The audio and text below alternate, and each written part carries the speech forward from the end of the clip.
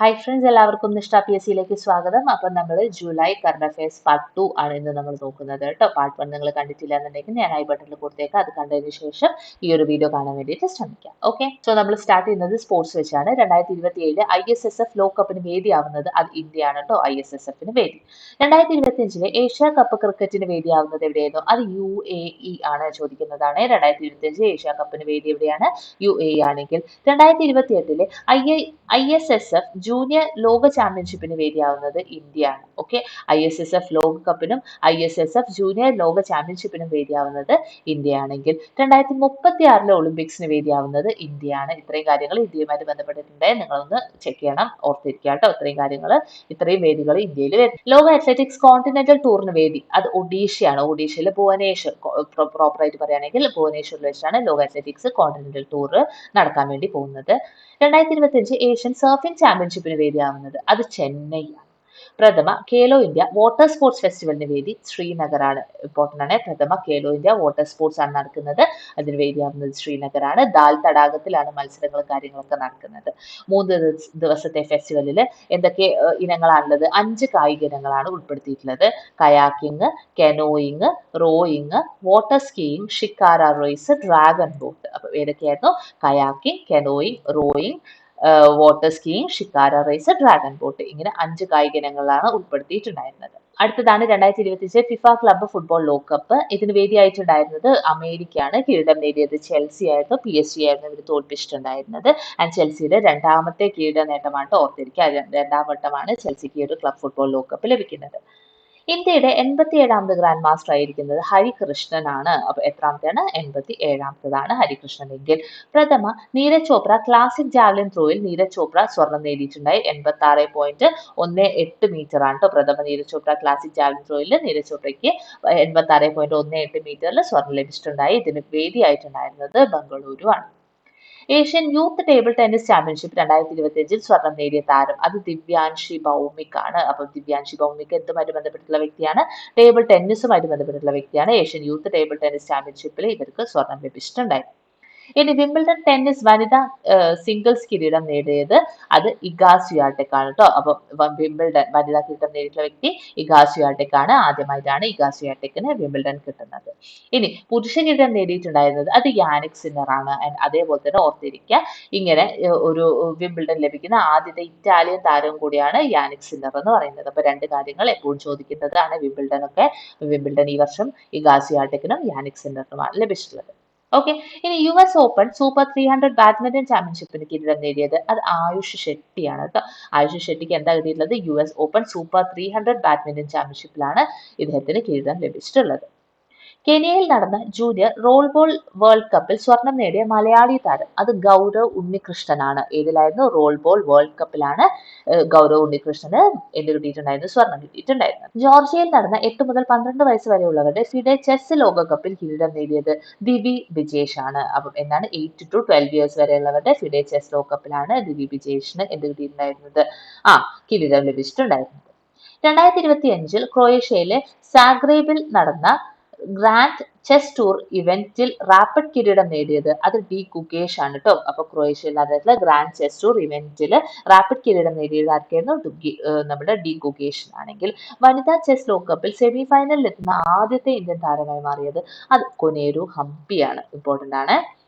ഇനി 2025 ഫിഡെ വനിതാ ചെസ് ലോകകപ്പിനെ കുറിച്ചാണ് പറയുന്നത്. ഇതിന് വേദിയായിട്ടുണ്ടായിരുന്നത് ബാത്തുമിയാണ്. ഓക്കെ, ജോർജിയയിലെ ബാത്തുമിയിൽ വെച്ചിട്ടായിരുന്നു ഫിഡെ വനിതാ ചെസ് ലോകകപ്പ് നടന്നിട്ടുണ്ടായിരുന്നത്.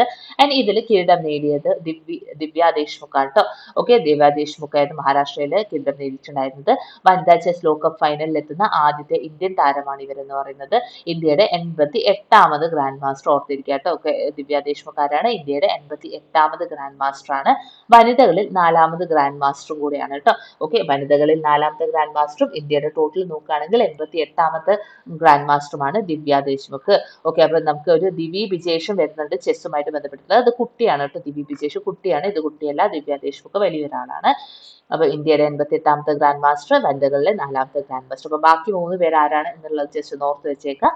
കൊനേരു ഹംപി, ഡി ഹരിക, വൈശാലി. ഇവർക്ക് ശേഷമാണ് ഇപ്പൊ ദിവ്യ ദേശ്മുഖ് വന്നിട്ടുള്ളത്. ഫൈനലിൽ കൊനേരു ഹംപി ആയിരുന്നു കേട്ടോ ഇവർ പരാജയപ്പെടുത്തിയിട്ടുണ്ടായിരുന്നത്.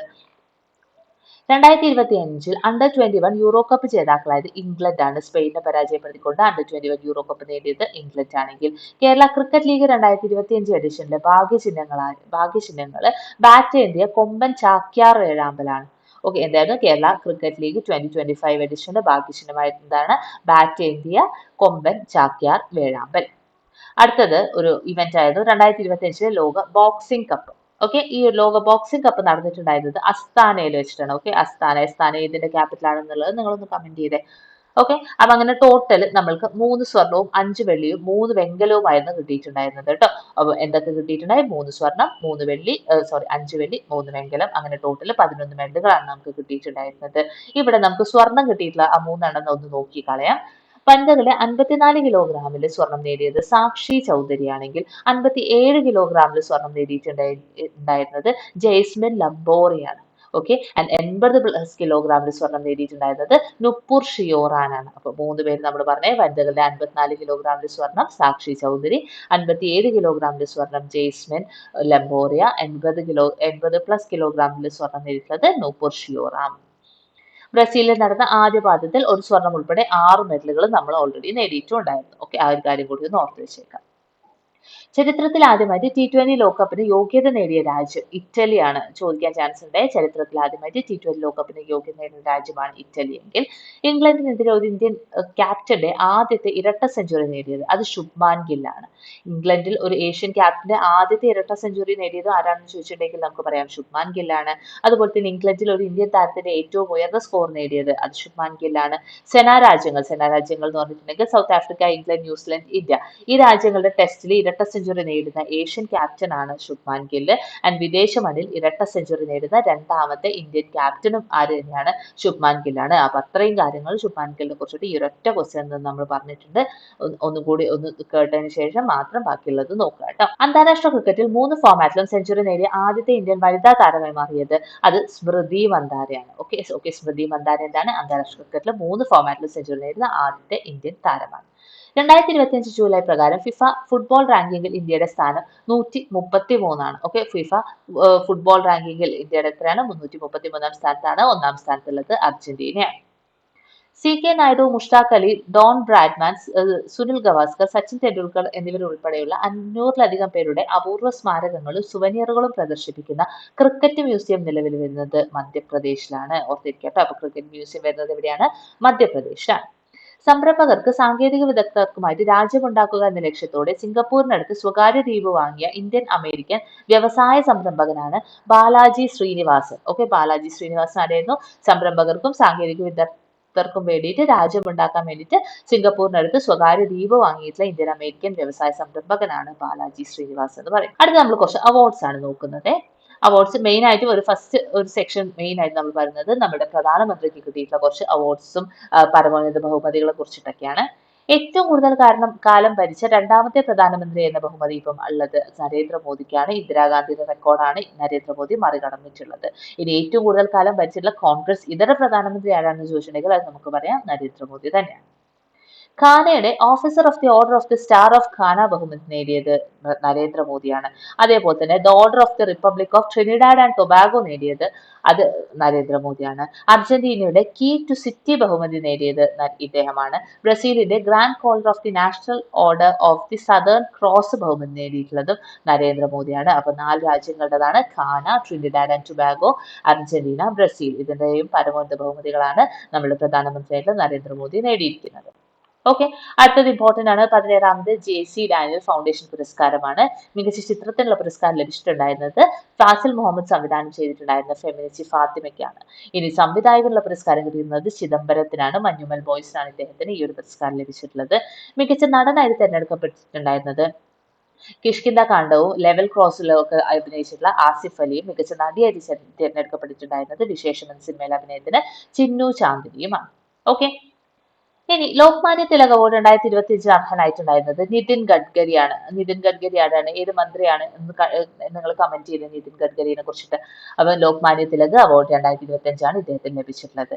ഇനി കലിംഗരത്ന അവാർഡ് 2024 ലഭിച്ചിട്ടുള്ളത് വേറൊരു മന്ത്രിക്കാണ്. അത് ധർമ്മേന്ദ്ര പ്രധാനാണ് കേട്ടോ. അപ്പൊ കലിംഗരത്ന കിട്ടിയിട്ടുള്ളത് ധർമ്മേന്ദ്ര പ്രധാന്, ലോക്മാന്യ തിലക് ലഭിച്ചിട്ടുള്ളത് നിതിൻ ഗഡ്കരിക്കുമാണ്. 21ാമത് പി കേശവദേവ് സാഹിത്യ പുരസ്കാരം ലഭിച്ചിട്ടുള്ളത് ശശി തരൂറിനാണ്. ഓക്കെ, ശശി തരൂർ എന്ത് കിട്ടിയിട്ടുള്ളത്? പി കേശവദേവാണ് 21ാമത്തതാണ് കിട്ടിയിട്ടുള്ളതെങ്കിൽ ചമ്പക്കുളം മൂലം വള്ളംകളി ജേതാക്കളായിട്ടുള്ളത് അത് ചെറുതന പുത്തൻ ചുണ്ടനാണ്. ഓക്കെ, ചമ്പക്കുളം മൂലം ആർക്കാണ് കിട്ടിയിട്ടുള്ളത്? ചെറുതന പുത്തൻ ചുണ്ടനാണ് ലഭിച്ചിട്ടുള്ളത്. 2023-24 നീതി ആയോഗിന്റെ ആരോഗ്യക്ഷേമ സൂചികയിൽ കേരളത്തിന്റെ സ്ഥാനം 4ാം സ്ഥാനമാണ്. ചോദിക്കാൻ ചാൻസ് ഉള്ള ക്വസ്റ്റൻ ആണ്. 2023-24 ആരോഗ്യക്ഷേമ സൂചികയിൽ കേരളത്തിന്റെ സ്ഥാനം 4ാം സ്ഥാനത്തും 1ാം സ്ഥാനത്ത് വരുന്നിട്ടുള്ളത് അത് ഗുജറാത്തുമാണ്. ലിംഗഭേദം അടിസ്ഥാനമാക്കിയുള്ള ഗർഭചിത്രങ്ങൾക്കെതിരെയും ലിംഗസമത്വം പ്രോത്സാഹിപ്പിക്കുന്നതിനും വേണ്ടി പ്രവർത്തിച്ചതിന് 2025 ഐക്യരാഷ്ട്രസഭയുടെ ജനസംഖ്യാ അവാർഡിന് ജേതാവായത് അത് വർഷ ദേശ്പാണ്ഡെയാണ്. അപ്പം എന്തിനു വേണ്ടിയിട്ടാണ് വർഷ ദേശ്പാണ്ഡെക്ക് ലഭിച്ചിട്ടുള്ളത്? ലിംഗഭേദം അടിസ്ഥാനമാക്കിയുള്ള ഗർഭചിത്രങ്ങൾക്കെതിരെയും ലിംഗസമത്വം പ്രോത്സാഹിപ്പിക്കുന്നതിന് വേണ്ടിയിട്ടുള്ള പ്രവർത്തനങ്ങൾക്കാണ് വർഷയ്ക്ക് എന്ത് കിട്ടിയത്? ജനസംഖ്യാ അവാർഡ് നേടിയിട്ടുണ്ടായിരുന്നു. ഇനി ഹെൻലി പാസ്പോർട്ട് ഇൻഡെക്സ് 2025 ഇന്ത്യയുടെ സ്ഥാനം ആസ് പെർ ജൂലൈ നോക്കുകയാണെങ്കിൽ അത് 77ാം സ്ഥാനത്താണുള്ളത്. ആൻഡ് ലോകത്തിലെ ഏറ്റവും ശക്തമായിട്ടുള്ള പാസ്പോർട്ട് ആയിട്ട് പറഞ്ഞിട്ടുള്ളത് അത് സിംഗപ്പൂരിനാണ് കേട്ടോ. ഓക്കെ, സിംഗപ്പൂരാണ്. ഇനി വോയിസ് ഓഫ് ദി വോയിസ്ലെസ് എന്ന പുസ്തകം എഴുതിയിട്ടുള്ളത് ആരായിരുന്നു? വോയിസ് ഓഫ് ദ വോയിസ്ലെസ് എന്ന പുസ്തകം എഴുതിയിട്ടുള്ളത് അത് ദലൈലാമയാണ്. ഇമ്പോർട്ടന്റ് ആണ്. വോയിസ് ഓഫ് ദ വോയിസ്ലെസ് ആരായിരുന്നു? ദലൈലാമയുടേതാണെങ്കിൽ വിസ്മയ തീരത്ത്. വിസ്മയ തീരത്ത് എന്ന് പറയുന്നത് ഉമ്മൻചാണ്ടിയെ കുറിച്ച് PT ചാക്കോ എഴുതിയിട്ടുള്ള പുസ്തകമാണ് വിസ്മയ തീരത്ത്. ഇനി മൾബറി എന്നോട് നിന്റെ സോർബയെ കുറിച്ച് പറയൂ എന്ന് പറഞ്ഞതല്ല എന്ന ബുക്ക് എഴുതിയത് അത് ബെന്യാമിനാണ്. ഓക്കെ, അത്രയും 3 വളരെ ഇമ്പോർട്ടന്റ് ആയിട്ടുള്ളതാണ്. ഏതൊക്കെയാണ്? Voice of the voiceless Dalai Lama, Vismaya Theerathu ഉമ്മൻചാണ്ടിയെ കുറിച്ചിട്ട് PT ചാക്കോ, മൾബറി എന്നോട് നിന്റെ സോർബയെ കുറിച്ച് പറയൂ എന്ന പുസ്തകം എഴുതിയത് ബെന്യാമിൻ. രാജ്യത്തെ വിദ്യാഭ്യാസ നിലവാരം പരിശോധിക്കുന്ന ദേശീയ പഠന നേട്ട സർവേയിൽ 1ാമതെത്തിയിട്ടുള്ള സംസ്ഥാനമാണ് പഞ്ചാബ് എങ്കിൽ 2ാം സ്ഥാനത്തുള്ളത് കേരളമാണ്. RBIയുടെ 90ാം വാർഷികത്തിന്റെ ഭാഗമായിട്ട് പുറത്തിറക്കിയിട്ടുള്ള സീരീസ് ആണ് RBI unlocked beyond the rupee. Important ആണ്. RBI unlocked beyond the rupee കൊണ്ടുവരുന്നത് എപ്പോഴാണ്? 90ാം വാർഷികത്തിന്റെ ഭാഗമായിട്ട് കൊണ്ടുവന്നിട്ടുള്ള സീരീസ് ആണ് ഈ ഒരു RBI unlocked beyond the rupee എന്ന് പറയുന്നത്. ശുചിത്വ സാഗരം സുന്ദരതീരം മികച്ച ജില്ലയായിട്ട് തിരഞ്ഞെടുത്തത് അത് കോഴിക്കോടിനെയാണ്. ഓക്കെ, ശുചിത്വ സാഗരം സുന്ദരതീരത്തിലെ മികച്ച ജില്ല. എക്കണോമിക് ഡിപ്ലോമസി ഡിവിഷന്റെ കണക്ക് പ്രകാരം ലോകത്തിലെ ഏറ്റവും വലിയ റിയൽ ടൈം പേയ്മെന്റ് സംവിധാനം അത് UPI ആണ്. Okay, unified payment interface UPI ആണ് എന്തായിട്ടുള്ളത്?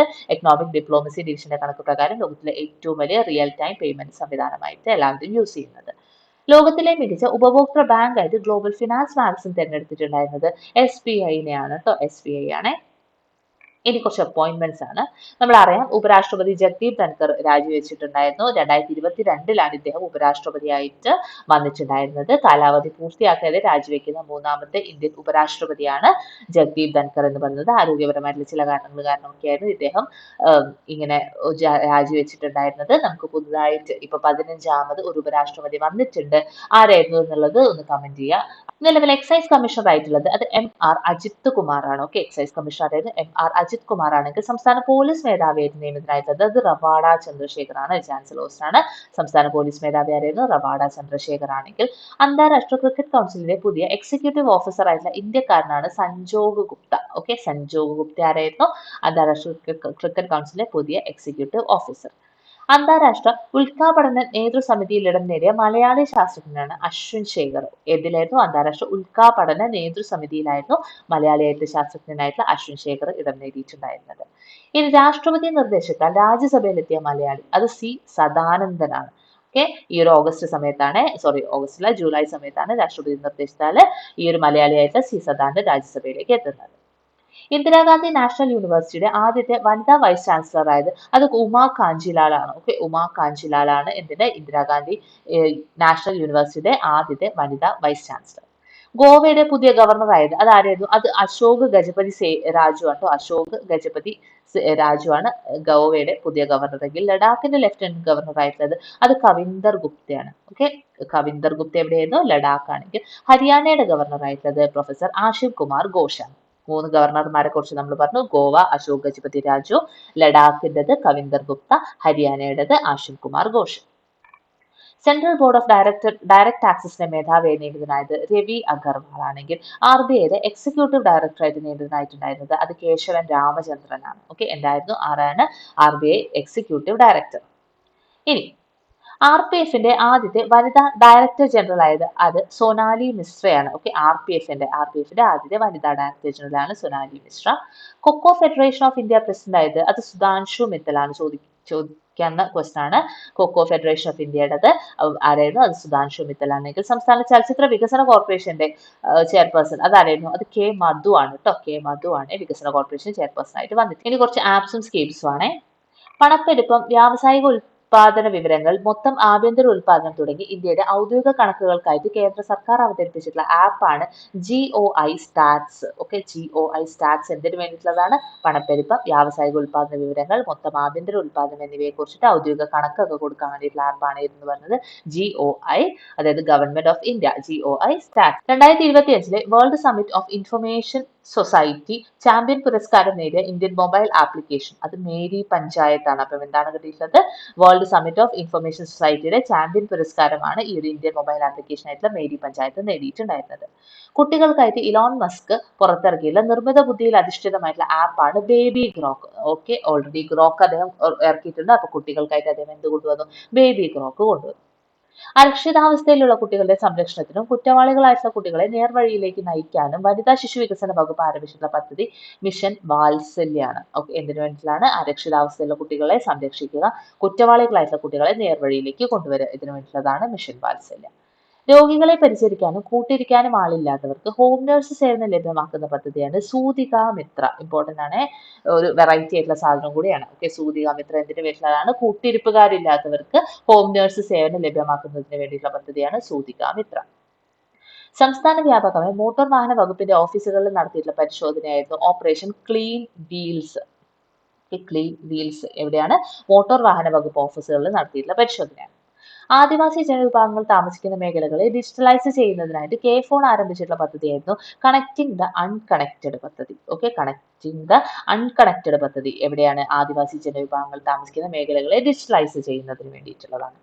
അയൽക്കൂട്ട അംഗങ്ങളുടെ എണ്ണം കൂട്ടാനായിട്ട് കുടുംബശ്രീ ആരംഭിച്ചിട്ടുള്ള പദ്ധതിയായിരുന്നു 50+. ഓക്കെ, 50+ ആളെങ്കിലും അവർക്ക് വേണം എന്ന് പറഞ്ഞിട്ട് നമുക്ക് അങ്ങനെ ആലോചിക്കുക. അങ്ങനെ കൊണ്ടുവന്നിട്ടുള്ളതായിരുന്നു എന്ത്? ഈ ഒരു അയൽക്കൂട്ട സംഘങ്ങളുടെ എണ്ണം കൂട്ടാനുള്ള 50+ പദ്ധതി എന്ന് പറയുന്നത്. ആരാധനാലയങ്ങളുടെയും അനുബന്ധ സ്ഥാപനങ്ങളുടെയും തരിശുഭൂമിയിൽ പച്ചത്തുരുത്ത് സ്ഥാപിക്കുന്നതിനുള്ള പദ്ധതി. ഓക്കെ, പച്ചത്തുരുത്ത് സ്ഥാപിക്കുന്നതിനുള്ള പദ്ധതിയാണ് ഏത്? ദേവഹരിതം. ഓക്കെ, ആരാധനാലയങ്ങളുടെയും അനുബന്ധ സ്ഥാപനങ്ങളുടെയും തരിശുഭൂമിയിൽ പച്ചത്തുരുത്ത് സ്ഥാപിക്കാൻ വേണ്ടിയിട്ടുള്ളതായിരുന്നു ദേവഹരിതമെങ്കിൽ റെയിൽവേയുടെ വിവിധ സേവനങ്ങൾ ഒരു കുടക്കീഴിലാക്കുന്ന ആപ്പ് അതാണ് rail one. Okay, rail one ആണ്. സ്വറയിലും റെയിൽ വണ്ണും ഒക്കെ സെയിം തന്നെയാണ് വരുന്നത്. ഓക്കെ, റെയിൽവേയുടെ വിവിധ സേവനങ്ങൾ ഒരു കുടക്കീഴിലാക്കുന്ന ആപ്പ് അതാണ് റെയിൽ വൺ. ഇലക്ട്രിക് വാഹന ഉപഭോക്താക്കളിൽ ശ്രേണി ഉത്കണ്ഠ കുറയ്ക്കുക എന്ന ലക്ഷ്യത്തോടെ നഗരങ്ങളിലും ഹൈവേകളിലുമായിട്ട് 72,000-ലധികം ചാർജിംഗ് സ്റ്റേഷനുകൾ സ്ഥാപിക്കുന്നതിനും ഇലക്ട്രിക് ബസ്സുകൾ വാങ്ങുന്നതിനും പിന്തുണയ്ക്കാനായിട്ട് 2024 സെപ്റ്റംബറിൽ കേന്ദ്ര മന്ത്രിസഭ അംഗീകാരം നൽകിയിട്ടുള്ള ഒരു പദ്ധതിയായിരുന്നു PM E drive initiative. Okay, PM E drive initiative എന്നത് ഇതിനു വേണ്ടിയിട്ടാണ് ശ്രേണി ഉത്കണ്ഠ കുറയ്ക്കാൻ വേണ്ടിയിട്ടുള്ളതായിരുന്നു ഈ ഒരു PM ഇ ഡ്രൈവ് ഇനീഷ്യേറ്റീവ് എന്ന് പറയുന്നത്. ഓക്കെ, ഇനി പാമ്പുകടി മൂലമുണ്ടാകുന്ന അത്യാഹിതങ്ങൾ ഒഴിവാക്കാൻ ലക്ഷ്യമിട്ടുകൊണ്ട് സ്കൂളുകളിൽ വനം വകുപ്പുകളുടെ നേതൃത്വത്തിൽ ആരംഭിച്ചിട്ടുള്ള പദ്ധതിയായിരുന്നു സർപ്പപാഠം പദ്ധതി കേട്ടോ. സർപ്പപാഠം പദ്ധതി എന്താണ്? പാമ്പുകടി മൂലമുള്ള അത്യാഹിതങ്ങൾ ഒഴിവാക്കാൻ വേണ്ടിയിട്ടുള്ളതാണ്. സ്കൂളുകളിൽ ആരംഭിച്ചിട്ടുള്ള പദ്ധതിയായിരുന്നു സർപ്പപാഠം. തിരുവനന്തപുരം നഗരത്തിൽ മാലിന്യം വലിച്ചെറിയുന്നവരെ പിടികൂടാനായിട്ടുള്ള AI സംവിധാനം ശുചിത്വ AI ആണ്. ഓക്കെ, ശുചിത്വ AI എവിടെയാണ്? തിരുവനന്തപുരത്താണ്. വടക്കു കിഴക്കൻ മേഖലയിൽ വെള്ളപ്പൊക്കം ഇന്ത്യൻ സൈന്യം നാഗാലാൻഡ്, അസം, മണിപ്പൂർ എന്നിവിടങ്ങളിൽ ഏകോപിതമായി വിന്യസിച്ച മാനുഷിക സഹായ ദുരന്ത നിവാരണ പ്രവർത്തനങ്ങളാണ് ഓപ്പറേഷൻ ജൽ രാഹത്ത് 2. ഓക്കെ, അപ്പൊ വടക്കു കിഴക്കൻ മേഖലയിൽ വെള്ളപ്പൊക്കമുള്ള സ്ഥലങ്ങളിൽ ഇന്ത്യൻ സൈന്യം നാഗാലാൻഡ്, അസം, മണിപ്പൂരിലൊക്കെ ഏകോപിതമായിട്ട് വിന്യസിച്ച മാനുഷിക സഹായ ദുരന്ത നിവാരണ പ്രവർത്തനങ്ങളായിരുന്നു ഓപ്പറേഷൻ ജൽ രാഹത്ത് 2. ഓക്കെ, അടുത്തൊരു കാര്യം നോക്കുക.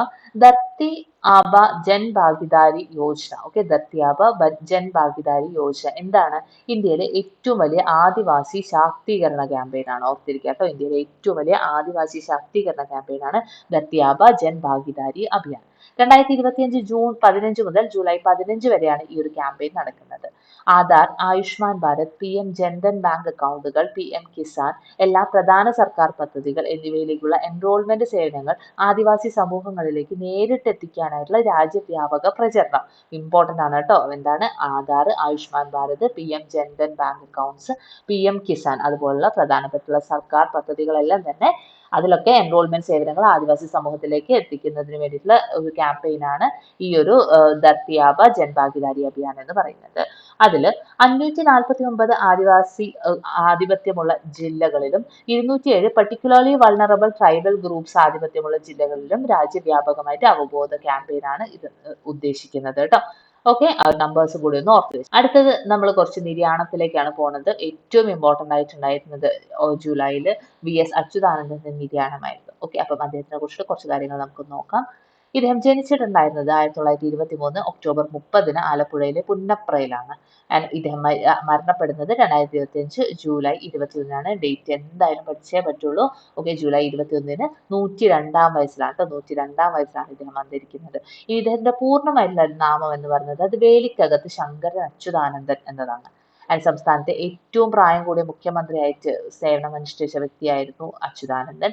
കേരള നിയമസഭാ ചരിത്രത്തിൽ ഏറ്റവും കൂടുതൽ കാലം പ്രതിപക്ഷ നേതാവായത്, ഓർത്തിരിക്കുക കേട്ടോ, നിയമസഭാ ചരിത്രത്തിൽ ഏറ്റവും കൂടുതൽ കാലം പ്രതിപക്ഷ നേതാവായിട്ടുണ്ടായത്, അതായത് 5150 ദിവസം ഇദ്ദേഹം പ്രതിപക്ഷ നേതാവായിട്ടുണ്ടായിരുന്നു. ഇനി ഏറ്റവും കൂടുതൽ തവണ മലമ്പുഴയിൽ നിന്ന് നിയമസഭയിലേക്ക് തെരഞ്ഞെടുക്കപ്പെട്ടിട്ടുള്ള വ്യക്തിയും VS അച്യുതാനന്ദനാണ്. ഇദ്ദേഹം 1938 സ്റ്റേറ്റ് കോൺഗ്രസിൽ അംഗമായിട്ടുണ്ടായിരുന്നത്. ആൻഡ് 40 ഇദ്ദേഹം CPI അംഗമാകുന്നു. 46 നമുക്കറിയാം പുന്നപ്ര വയലാർ സമരമാണ് നടക്കുന്നത്. അതിലൊക്കെ അദ്ദേഹം പങ്കെടുത്തിട്ടുണ്ടായിരുന്നു. നമ്മൾ പലപ്പോഴും ഹിസ്റ്ററി പഠിക്കുന്ന സമയത്ത് പഠിച്ചിട്ടുണ്ടാവും. പുന്നപ്ര വയലാർ സമരത്തിൽ പങ്കെടുത്തിട്ടുണ്ടായിരുന്ന കേരളത്തിലെ മുഖ്യമന്ത്രി ആരായിരുന്നു എന്നൊക്കെ ചോദിച്ചിട്ടുണ്ടെങ്കിൽ അതാരാണ്? അത് VS അച്യുതാനന്ദനാണ്. ഇനി 64 CPM സ്ഥാപക നേതാക്കളിൽ ഒരാളായിട്ട് VS അച്യുതാനന്ദൻ മാറി. 67 കേരള നിയമസഭയിലേക്ക് ഇദ്ദേഹം തെരഞ്ഞെടുക്കപ്പെട്ടു. ആൻഡ് ഇദ്ദേഹത്തിന്റെ മുഖ്യമന്ത്രി ആയിട്ടുണ്ടായിരുന്ന ടെന്യൂർ നിങ്ങൾ എന്തായാലും ഒന്ന് ഓർത്തിരിക്കുക, 2006 to 2011 കേട്ടോ. 2006 to 2011 ഇദ്ദേഹം മുഖ്യമന്ത്രി ആയിട്ടുണ്ടായിരുന്നത്. അങ്ങനെ കേരളത്തിലെ 11ാമത് മുഖ്യമന്ത്രിയും കേരളത്തിലെ മുഖ്യമന്ത്രിയാവുന്ന 20ാമത്തെ വ്യക്തിയുമായിരുന്നു ആര്? അച്യുതാനന്ദൻ. ആ ഒരു കാര്യം ഓർത്തിരിക്കുക കേട്ടോ. കേരളത്തിന്റെ 11ാമത് മുഖ്യമന്ത്രിയും കേരളത്തിന്റെ മുഖ്യമന്ത്രിയാവുന്ന 20ാമത് വ്യക്തിയുമാണ് VS അച്യുതാനന്ദൻ. ഓക്കെ, ഇനി 2006 മെയ് 18 മുതൽ 2011 മെയ് 14 വരെയായിരുന്നു. പ്രോപ്പർ ആയിട്ട് ഡേറ്റ് കണക്ക് പറയുകയാണെങ്കിൽ 2006 മെയ് 18 മുതൽ 2011 മെയ് 14 വരെയായിരുന്നു ഇദ്ദേഹത്തിന്റെ ഭരണം ഉണ്ടായിട്ടുണ്ടായിരുന്നത്. മലപ്പുഴ മണ്ഡലത്തിൽ നിന്നായിരുന്നു ഇദ്ദേഹം തെരഞ്ഞെടുക്കപ്പെട്ടിട്ടുണ്ടായിരുന്നത്. ഓക്കെ, ഇനി 2016 to 2021 ഇദ്ദേഹം 4ാം ഭരണപരിഷ്കാര കമ്മീഷന്റെ ചെയർപേഴ്സൺ ആയിട്ടുണ്ടായി. ഭരണപരിഷ്കാര കമ്മീഷൻ ചെയർപേഴ്സൺ ആകുന്ന ഏറ്റവും പ്രായം കൂടിയ വ്യക്തി ആരായിരുന്നു? അത് VS അച്യുതാനന്ദനാണ്. ഓർത്തിരിക്കുക, ഒരു തവണ ഇദ്ദേഹം മുഖ്യമന്ത്രി ആയിട്ടുണ്ട്, 3 തവണ ഇദ്ദേഹം പ്രതിപക്ഷ നേതാവായിട്ട് വന്നിട്ടുണ്ട്. 92 96 കാലഘട്ടത്തിൽ, 2001 2006 കാലഘട്ടത്തിൽ, 2011 16 കാലഘട്ടത്തിൽ, അങ്ങനെ 3 തവണ ഇദ്ദേഹം പ്രതിപക്ഷ നേതാവായിട്ട് സേവനം അനുഷ്ഠിച്ചിട്ടുണ്ട്. ഇനി ഇദ്ദേഹത്തിന്റെ ആത്മകഥയാണ് സമരം തന്നെ ജീവിതം. ഓക്കെ, സമരം തന്നെ ജീവിതം ഇദ്ദേഹത്തിന്റെ ആത്മകഥയാണെങ്കിൽ ഇദ്ദേഹം എഴുതിയിട്ടുള്ള കുറച്ച് കൃതികളുണ്ട്. സമരത്തിന് ഇടവേളകളില്ല, ഇടപെടലുകൾ അവസാനിക്കുന്നില്ല, മാർക്സിസത്തിന്റെ മുന്നേറ്റം, തിരിച്ചടിയും തിരിച്ചുവരവും, പരിസ്ഥിതിയും വികസനവും, അയ്യങ്കാളി മുതൽ പശ്ചിമഘട്ടം വരെ, ഇതെല്ലാം തന്നെ VS അച്യുതാനന്ദൻ എഴുതിയിട്ടുള്ള പുസ്തകങ്ങളാണ്. ഓർത്തിരിക്കുക, എക്സാമിന് ചോദിക്കാൻ ചാൻസ് ഉള്ളതാണ്. ഇനി KV സുധാകരൻ രചിച്ച VSന്റെ ജീവചരിത്രമാണ് ഒരു സമര നൂറ്റാണ്ട്. അപ്പോൾ സമര നൂറ്റാണ്ട് എന്ന് പറയുന്നത് ജീവചരിത്രമാണ് VSനെ കുറിച്ചിട്ടുള്ളത്. എഴുതിയിട്ടുള്ളത് KV സുധാകരനാണ്. ഇനി VS അഭിനയിച്ച ഒരു സിനിമ ഉണ്ടായിരുന്നു, ക്യാമ്പസ് ഡയറിയാണ് കേട്ടോ, ക്യാമ്പസ് ഡയറിയാണ്. ഇനി VSനോടുള്ള ആദര സൂചകമായിട്ട് പേര് നൽകപ്പെട്ടിട്ടുള്ള സസ്യമാണ് ഇബാഷിൻസ് അച്യുതാനന്ദനി. ഓക്കെ, ഇബാഷിൻസ് അച്യുതാനന്ദനി എന്നതാണ് ഇദ്ദേഹത്തിന് ആദര സൂചകമായിട്ട് പേര് നൽകപ്പെട്ടിട്ടുള്ള സസ്യം. ഓക്കെ, അപ്പൊ അത്രയും കാര്യങ്ങളാണ് VS അച്യുതാനന്ദനെ കുറിച്ചിട്ടുള്ളത്. അടുത്തതാണ് ഇന്ത്യൻ വംശജനായിട്ടുള്ള സാമ്പത്തിക ശാസ്ത്രജ്ഞൻ മേഘ്നാഥ് ദേശായി അന്തരിച്ചിട്ടുണ്ടായി. 2008 ഇദ്ദേഹത്തിന് പത്മഭൂഷൺ എല്ലാം ലഭിച്ചിട്ടുണ്ടായിരുന്നു. ഓക്കെ, ഇനി പോർച്ചുഗൽ ഫുട്ബോൾ താരവും Liverpool club താരവുമായിട്ടുള്ള Diego Jota car അപകടത്തിൽ മരണപ്പെട്ടു. ഓക്കെ, ഡിയാഗോ ജോട്ട കാർ അപകടത്തിൽ മരണപ്പെട്ടിട്ടുണ്ടായി. ഓക്കെ, ഇനി ലോകത്തിലെ ഏറ്റവും പ്രായം കൂടിയ മാരത്തോൺ ഓട്ടക്കാരൻ എന്ന് കരുതപ്പെടുന്ന ബ്രിട്ടീഷ് ഇന്ത്യൻ വംശജനായിട്ടുള്ള ഫൗജ സിംഗ്. ഓക്കെ, ഫൗജ സിംഗ് അന്തരിച്ചിട്ടുണ്ടായി. ഇദ്ദേഹത്തിന് ഒരു വിശേഷണമുണ്ട്, ടർബൻഡ് ടോർനാഡോ. ഓക്കെ, ടർബൻഡ് ടോർനാഡോ എന്നറിയപ്പെടുന്ന വ്യക്തിയാണ് ഫൗജ സിംഗ്. ഇദ്ദേഹവും ജൂലൈയിലാണ് അന്തരിക്കുന്നത്. ഇദ്ദേഹത്തിന്റെ ജീവചരിത്രമാണ് ടർബൻഡ് ടോർനാഡോ. പഠിക്കാൻ സുഖമാണ്. ഇദ്ദേഹത്തിന്റെ വിശേഷണം തന്നെയാണ് ഇദ്ദേഹത്തിന്റെ ജീവചരിത്രത്തിൽ നൽകിയിരിക്കുന്ന പേരും, ടർബൻഡ് ടോർനാഡോ. ഇനി ആരോഗ്യപ്പച്ച എന്ന ഔഷധ സസ്യത്തെ പുറം ലോകത്തിന് പരിചയപ്പെടുത്തിയ മല്ലൻ കാണി അന്തരിച്ചു. ഓക്കെ, ആരോഗ്യപ്പച്ച എന്ന ഔഷധ സസ്യത്തിന് പരിചയപ്പെടുത്തിയിട്ടുള്ള വ്യക്തിയായിരുന്നു മല്ലൻ കാണി. ഇദ്ദേഹം അന്തരിച്ചിട്ടുണ്ടായി. അടുത്തതാണ് ഡേവിഡ് നെബാറോ.